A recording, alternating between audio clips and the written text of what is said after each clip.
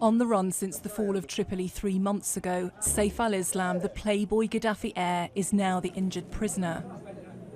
Dressed in traditional robes, he was taken by his captors to Zintan in the Western Mountains after being picked up in an ambush in the south of the country. It's thought he'd broken cover after attempting to reach the border with Niger. This picture shows him just after his capture.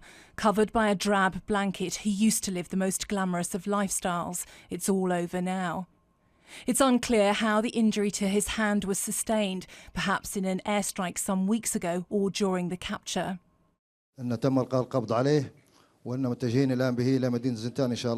Announcing their prize on state television, everyone wants the glory of the moment. It could be several messy weeks before Saif Al Islam is transferred to military commanders in Tripoli. I believe it hasn't been after negotiation. What we believe he's been arrested after a raid or an operation.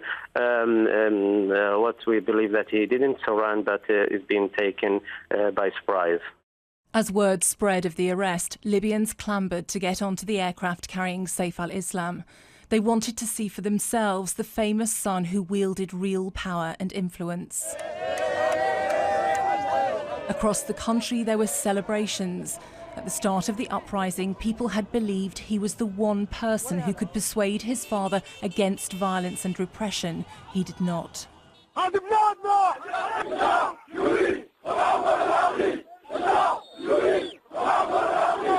Instead, Saif Al Islam told the people they must fight for his father, in his words, until the last bullet.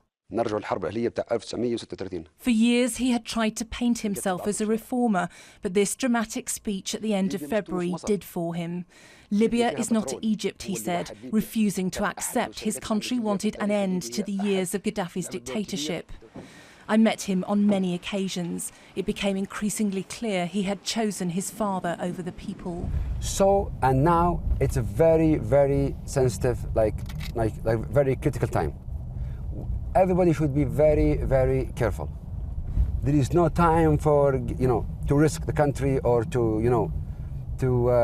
tolerate with people who want to have, again, social unrest or this sort. Hang on, you say there's no time to tolerate, so what does that mean? No. What action are you taking? Come on, if you are, people are taking guns with them. We have guns everywhere now.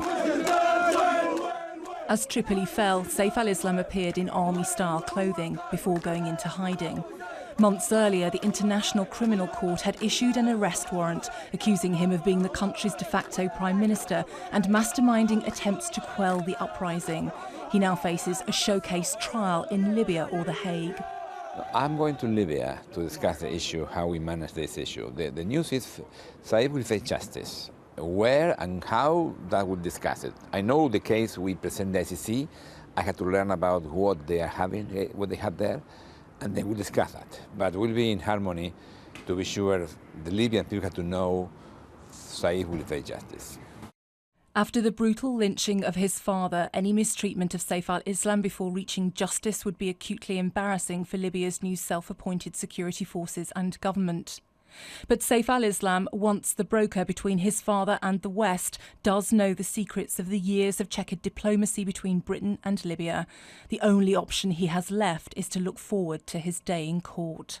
Lisa Holland, Sky News.